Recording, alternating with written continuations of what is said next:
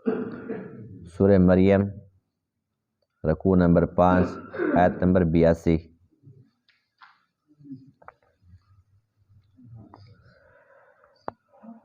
اعوذ باللہ من الشیطان الرجیم، بسم اللہ الرحمن الرحیم۔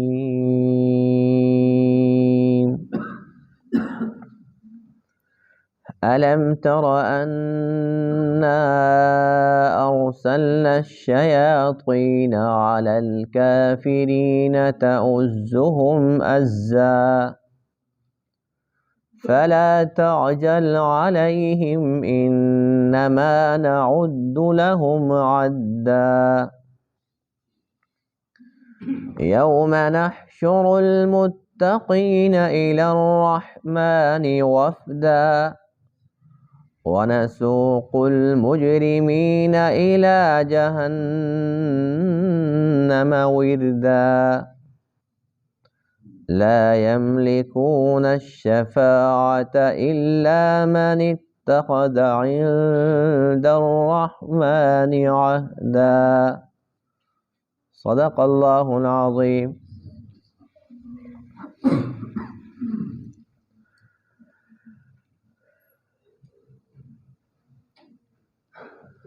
آج کے درس میں آیت کریمہ میں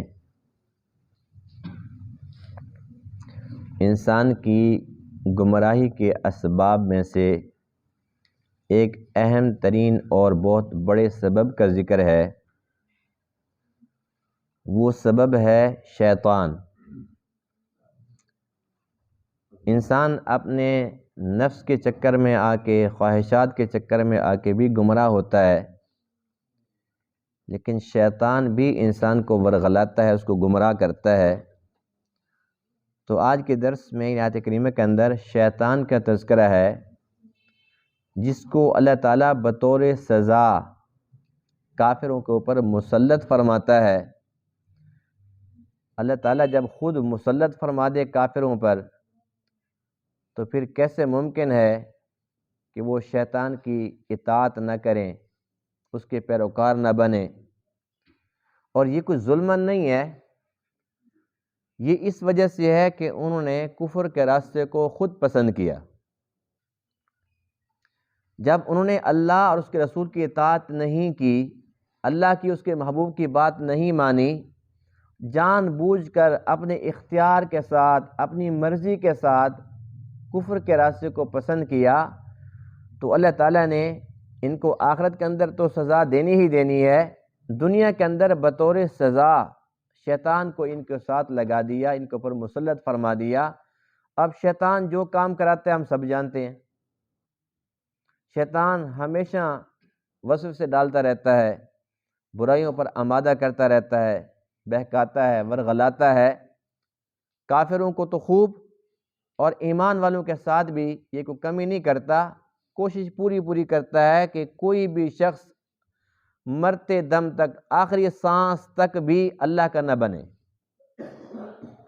پھر اللہ تعالیٰ کا جن کے ساتھ فضل شامل حال ہوتا ہے تو اس کے شر سے بچ کے اپنا ایمان محفوظ کر کے دنیا چھوڑ کر چلے جاتے ہیں، اور یہ نفع والے لوگ ہوتے ہیں، یہ ہمیشہ کے لیے کامیاب ہو جاتے ہیں۔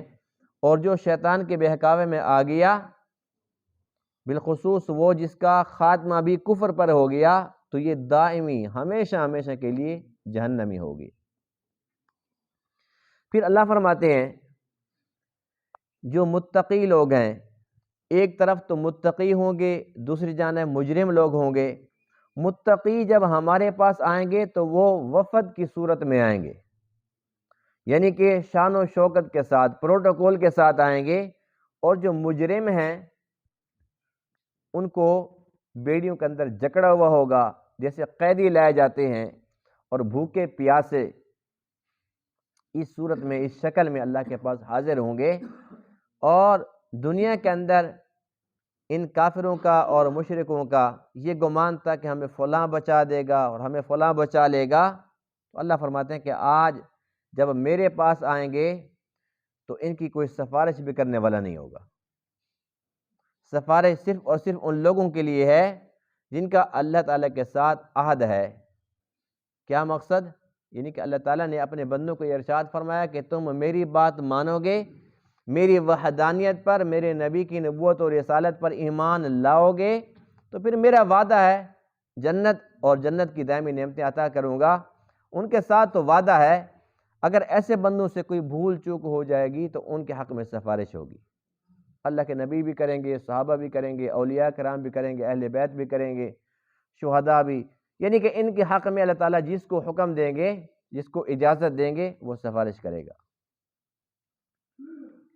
الم تارا، کیا آپ نے دیکھا نہیں، انا ارسلنا الشیاطین، کہ بے شک ہم نے بھیج دیا شیاطین کو، علی الکافرین، کافروں پر۔ لفظی معنی تو ارسلنا کا ہم نے بھیج دیا، لیکن یہاں پر مراد یہ کہ ہم نے مسلط کر دیا۔ اب وہ جب مسلط ہو گئے تو کیا کرتے ہیں؟ تؤزہم عزا، وہ خوب ان کو بھڑکاتے ہیں، ان کو ورغلاتے ہیں، بہکاتے ہیں۔ فلا تعجل علیہم، پس آپ ان پر جلدی نہ کیجئے، انما نعد لہم عدا، بے شک ہم ان کی خوب گنتی گن رہے ہیں۔ یوم نحشر المتقین، جس دن ہم جمع کریں گے متقی لوگوں کو، الی الرحمن، رحمان کی طرف، وفدا، یہ وفد کی شکل میں آئیں گے۔ ونسوق المجرمین، اور ہم چلائیں گے مجرمین کو، الی جہنم، جہنم کی طرف، وردا، پیاسے۔ لا یملکون الشفاعۃ، یہ نہیں قدرت رکھیں گے سفارش کی، الا من اتخذ عند الرحمن عہدا، مگر وہ کہ جس نے رحمان کے پاس عہد بنا لیا ہے۔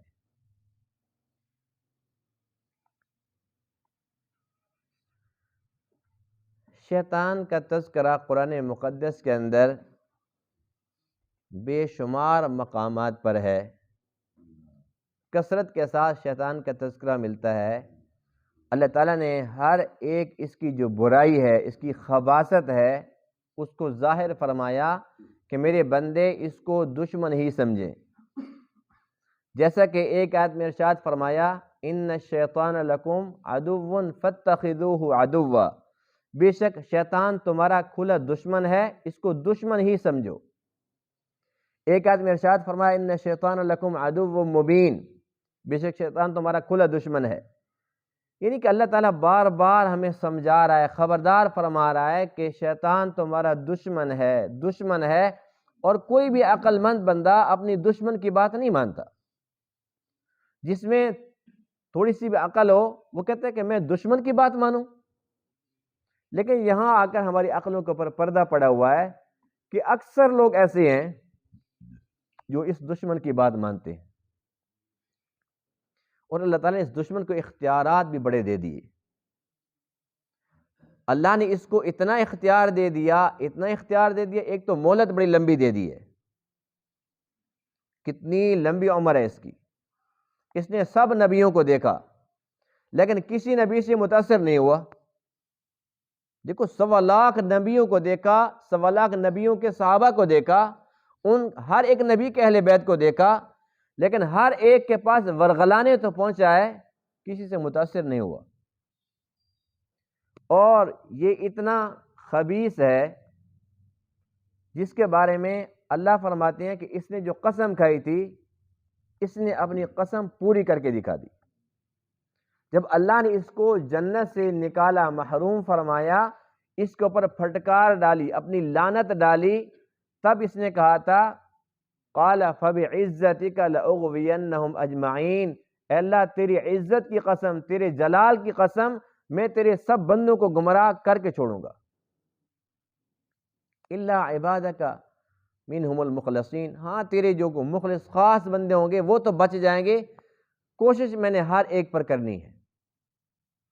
پھر اللہ فرماتے ہیں وَلَقَدْ صَدَّقَ عَلَيْهِمْ إِبْلِيسُ ظَنَّهُ، ابلیس نے اپنی بات سچ کر دکھائی، فَاتَّبَعُوهُ إِلَّا فَرِيقًا مِّنَ الْمُؤْمِنِينَ، کہ مؤمنین میں سے کچھ گروہ ہیں جو بچ گئے، باقی سب نے اس کی اتباع کی۔ اور اللہ فرماتے ہیں انہ یراکم ہوا وقبیلہ من حیث لا ترونہم، یہ اور اس کا قبیلہ تمہیں اس جگہ سے دیکھ رہا ہوتا ہے جہاں سے تم اس کو نہیں دیکھتے. من حیث لا ترونہم، تم اس کو نہیں دیکھ سکتے، یہ تمہیں سب کچھ دیکھ رہا ہوتا ہے، اس کا قبیلہ بھی دیکھ رہا ہوتا ہے. اس لیے یہ ورغلاتا ہے، اور جتنا اس کے پاس اختیار ہے اس کو خوب استعمال کرتا ہے. اس کے بس میں جتنا ہے پورا پورا زور لگاتا ہے کسی بھی طریقے سے اولاد آدم گمراہ ہو جائے اور میرے ساتھ جہنم میں جانے والی بن جائے. شیطان کو کیا تمغہ ملنا ہے؟ ہر ایک کو گمراہ کر رہا ہے، اس کو پتہ ہے کہ میں نے تو جہنم میں جانا ہی جانا ہے، تو یہ باقی لوگوں کو کیوں گمراہ کرتا ہے؟ اللہ تعالیٰ نے قرآن مقدس میں یہ بات بھی ہمیں سمجھا دی. انما یدعو حزبہ لیکونوا من اصحاب السعیر، یہ اپنی جماعت تیار کر رہا ہے. کہتا ہے کہ میں جب جاؤں تو اللہ تعالیٰ کے سامنے جب میں پیش ہوں تو پتہ چلے کہ میری کیا محنت تھی اور کتنے بندے میں نے اپنے ساتھی بنائے. اللہ تعالیٰ دیکھے کہ یہ میری محنت ہے. یعنی یہ چاہتا ہے کہ میں جہنم میں بھی جاؤں تو پروٹوکول کے ساتھ جاؤں. جو آج کل ہم دیکھتے ہیں نا دنیا داری کے اندر، چھوٹا سا عہدہ مل جائے تو کہتے ہیں کہ پروٹوکول ہونا چاہیے. تو یہ شیطان کی سوچ ہے. اور آج کل اسی پروٹوکول کے چکر میں عوام اپنے حکمرانوں کو گالیاں دیتی ہے، لعنتیں بیچتی ہے، برا بھلا کہتی ہے، اور ان کو سب پتہ ہے، لیکن وہ کہتے ہیں جو مزہ پروٹوکول میں ہے پھر وہ تو ہے ہی ہے. تو اسی پروٹوکول کے چکر میں وہ لعنتیں بھی برداشت کر لیتے ہیں، گالیاں بھی سن لیتے ہیں. کہتے ہیں کوئی بات نہیں ہے، تھوڑی دیر کی گالیاں ہیں، اس کے بعد پھر مزے مزے ہیں. تو یہ پروٹوکول یہ شیطان کی سوچ سے لیا گیا ہے. ورنہ جو ہمارے نبی پاک ہیں صلی اللہ علیہ وسلم، آپ علیہ الصلاۃ والسلام جو سب کے سب نبیوں کے بھی امام ہیں اور مقصود خلائق ہیں، اللہ تعالیٰ کے محبوب ہیں، فخر الرسل ہیں، خاتم النبیین ہیں، آپ کا طرز زندگی یہ ہے کہ جب آپ علیہ الصلاۃ والسلام تشریف لے آئے تو صحابہ کرام استقبال میں ادب میں کھڑے ہو گئے.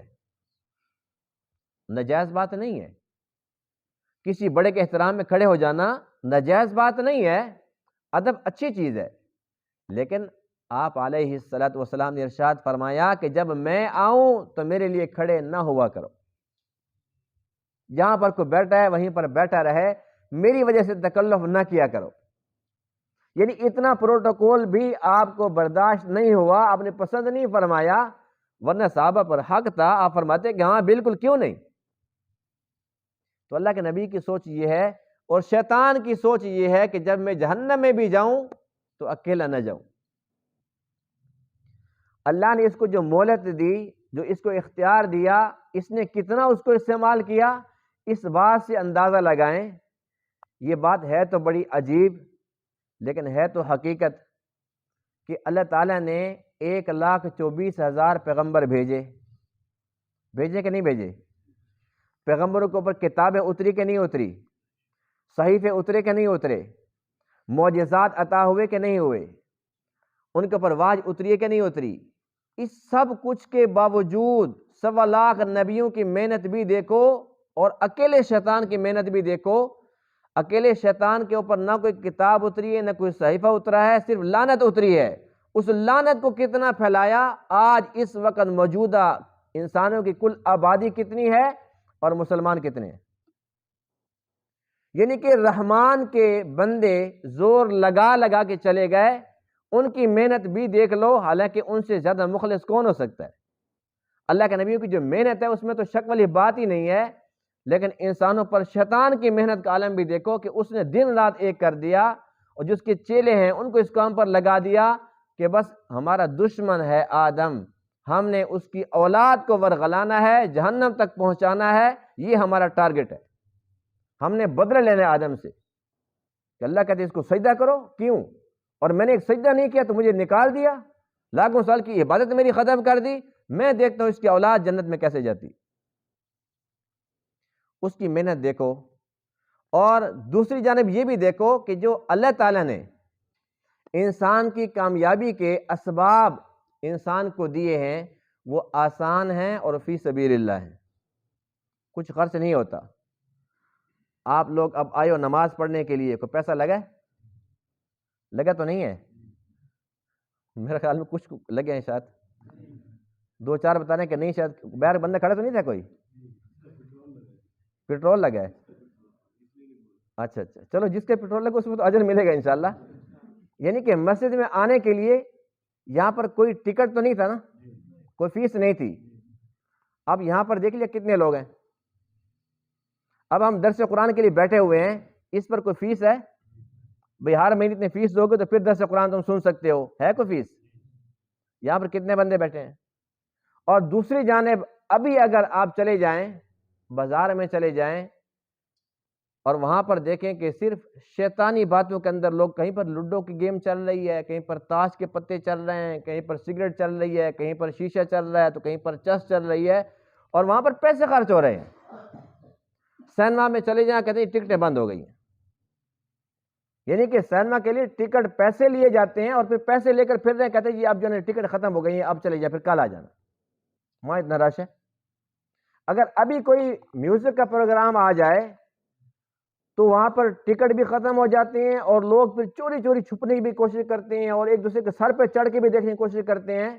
پتہ ہوتا ہے کہ اس کے پاس شیطانی آلات ہیں اور جو اس نے گانا ہے، اللہ کی پھٹکار پڑھنی ہے، سب جانتے ہیں نا، لیکن شیطان نے کیا کیا؟ وَزَيَّنَ لَهُمُ الشَّيْطَانُ مَا كَانُوا يَعْمَلُونَ، شیطان نے ان اعمال کو مزین کر کے دکھائے۔ کسی کو کہتے ہیں یہ موسیقی تو روح کی غذا ہے، اس کے بغیر بھی کوئی زندگی ہے۔ کسی کو کہتے ہیں کھاؤ پیو عیش کرو، اور اللہ نے تمہیں جنت میں بھیجنا ہے اور تمہیں جہنم میں بھیجے گا، تو تم مسلمان ہو، عیش کرو۔ ہر ایک کو مطمئن کرتا ہے، یعنی گناہ کے جو ذرائع ہیں ان پر پیسہ خرچ ہوتا ہے، اس کے باوجود اکثریت شیطان کے راستے پر چل رہی ہے، تو اس وقت پلڑا تو اسی کا بھاری ہے۔ حالانکہ اللہ تعالیٰ نے جو جنت بنائی، جنت کے دروازے کتنے ہیں؟ 8، الحمدللہ کہ سبق یاد ہے، الحمدللہ۔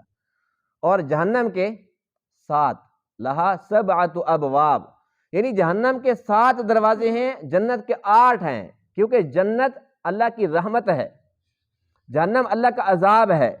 اللہ نے دکھا دیا کہ میری رحمت بڑھ گئی ہے، میری رحمت سبقت لے گئی ہے، میری رحمت وسیع ہے، میں نے جنت کے 8 دروازے بنائے، جہنم کے 7 بنائے۔ لیکن جیسے عوام کی صورتحال ہے تو ظاہر سی بات ہے کہ پھر وہاں پر بھی رش ہوگا، وہ تو ہونا ہے۔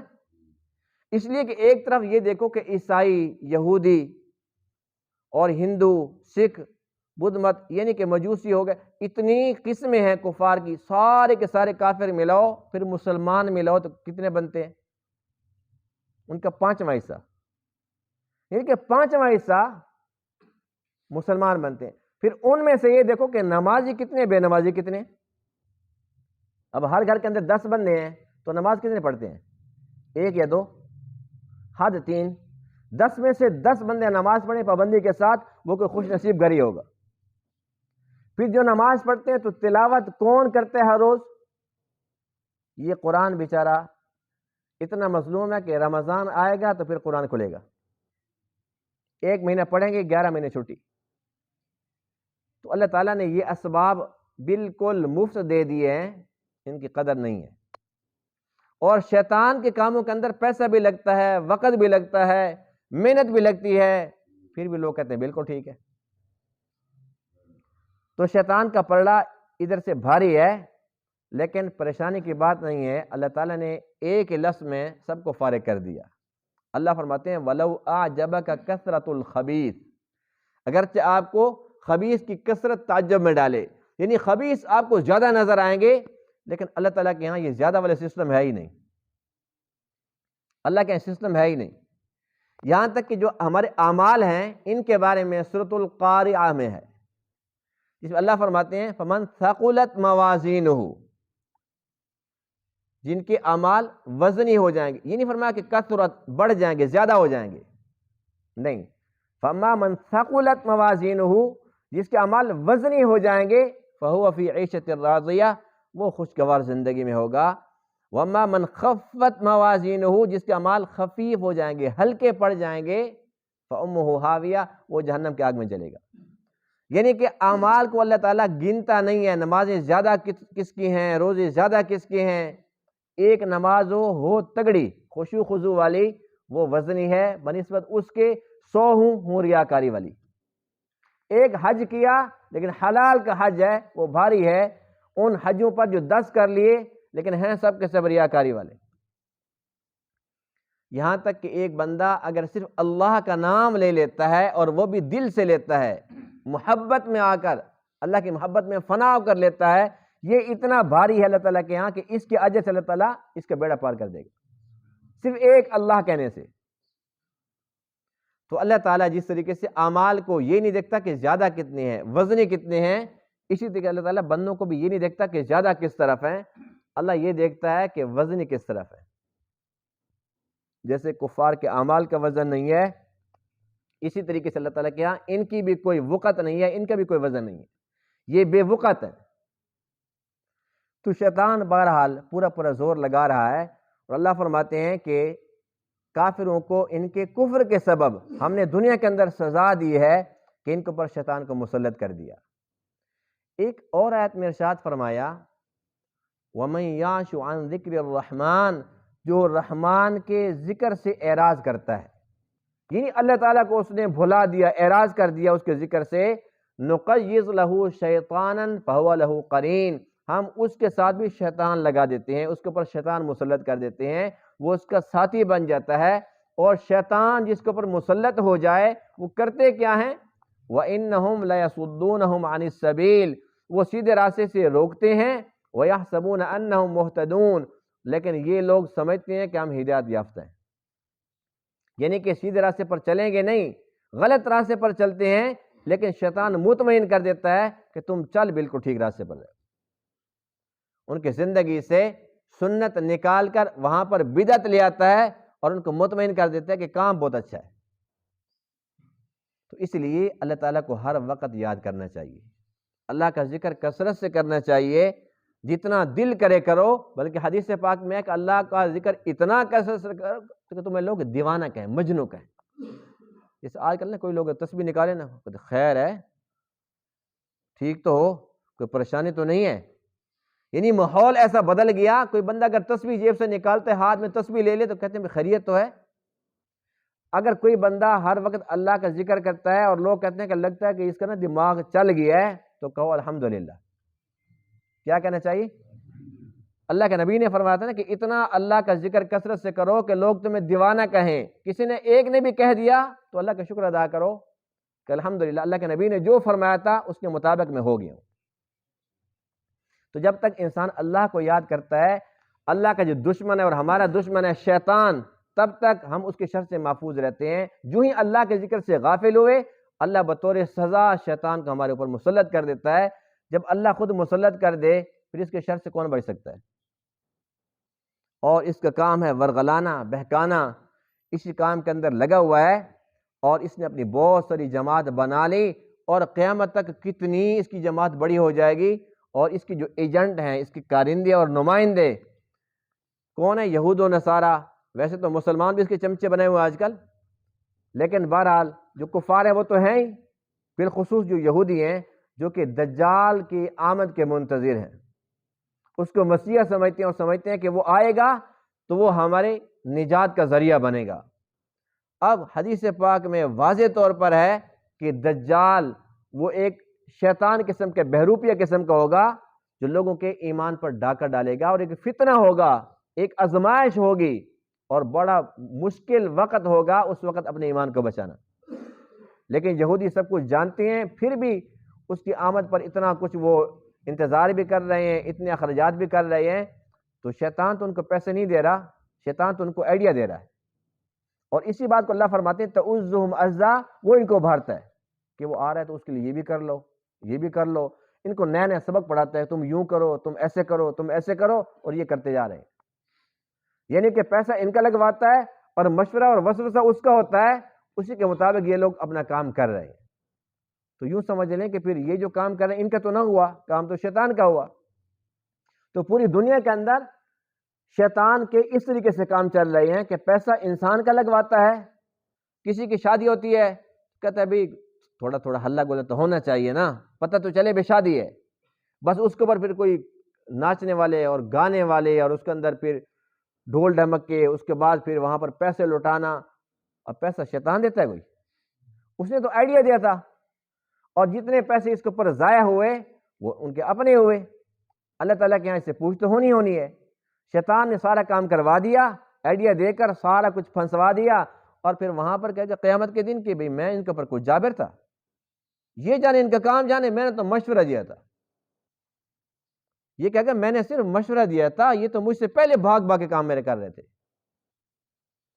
بہرحال جس نے بھی شیطان کی بات مانی، اس کی پیروی کی، اس کی اطاعت کی، وہ یقیناً اس کے ساتھ جہنم کے اندر جائے گا.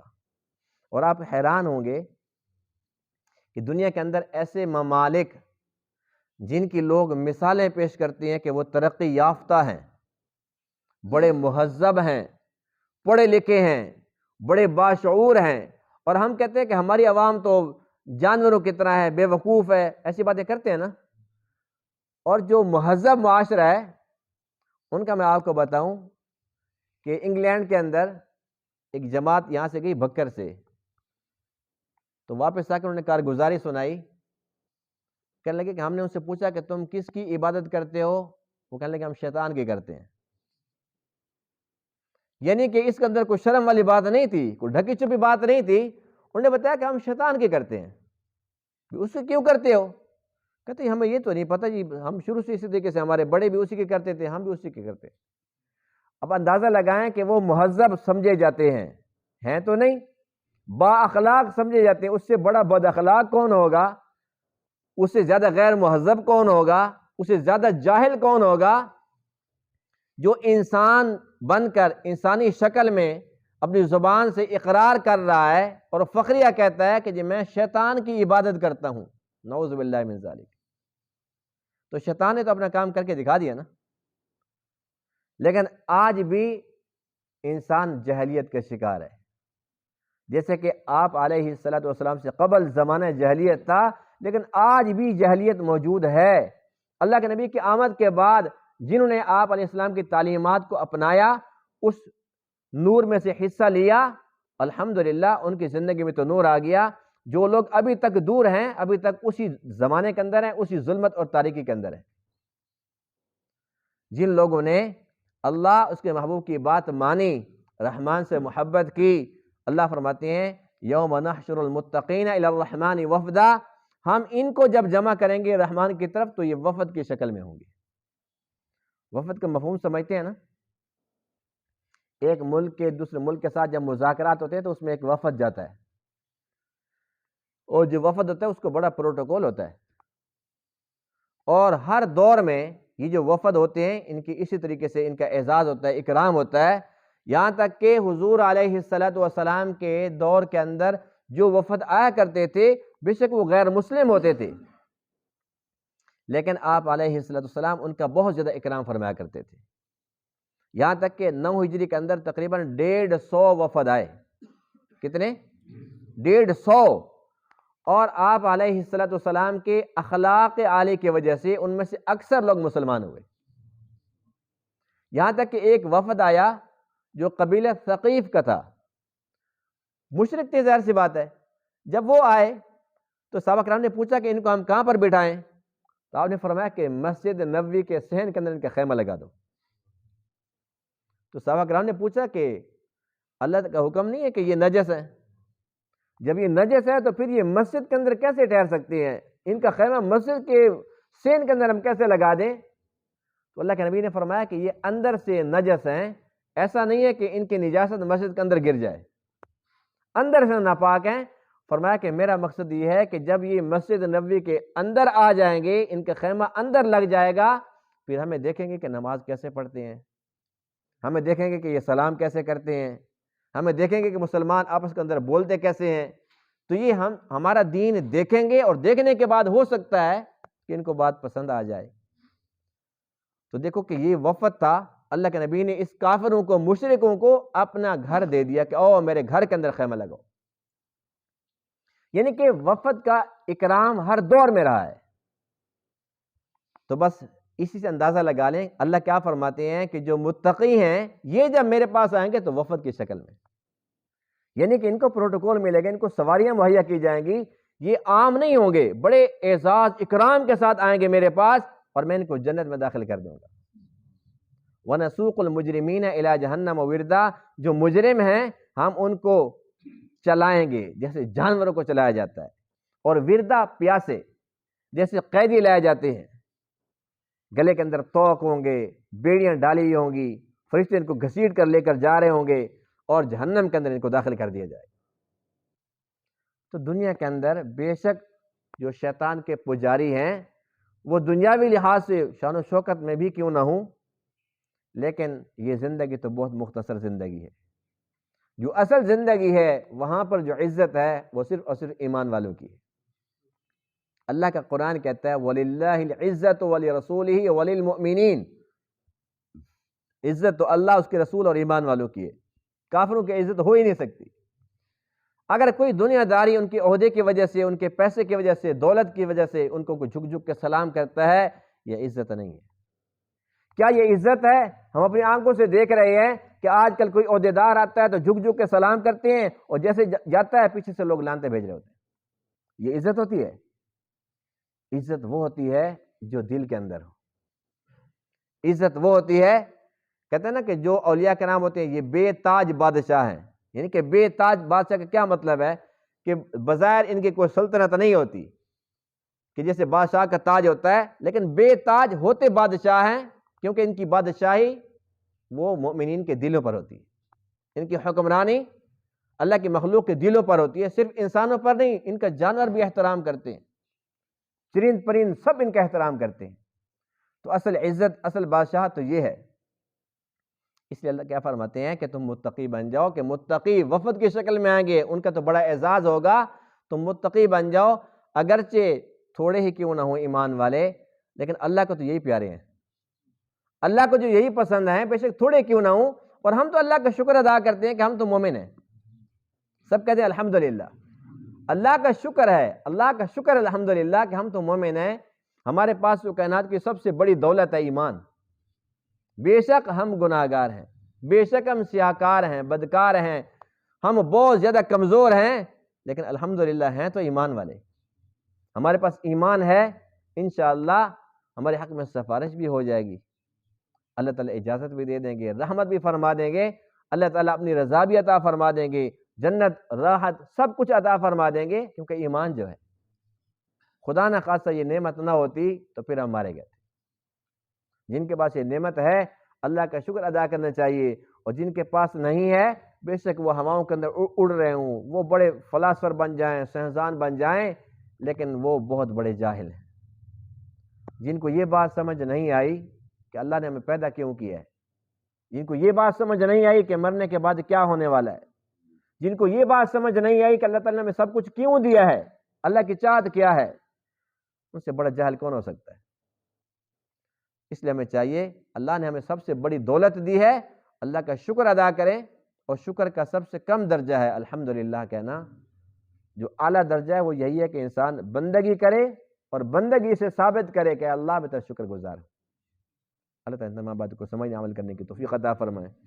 وآخر دعوانا الحمدللہ رب العالمین۔